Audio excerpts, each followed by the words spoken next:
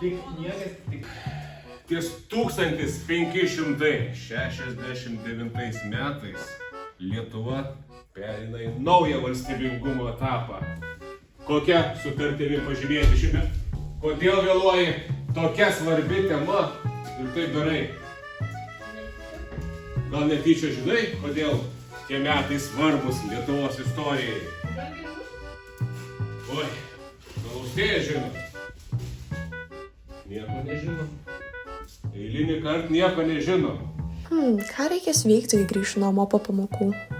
Gal kokį filmą pasijungti? Austėja, ar pasakysi šios datos reikšmę visai klasiai? Ne? Vėl tyli kaip kiekvieną kartą. Matai knygą, matai špygą. Susiimk vieną kartą! Svajonės mano pasakūnumą, mano rojas obulė, mano rankų spindulė, pajauskidom. Jis susipyko su manim, jis taip grinai totalus bet. Kai blogai, dar 2 pamokos liko, o aš taip noriu valgyti.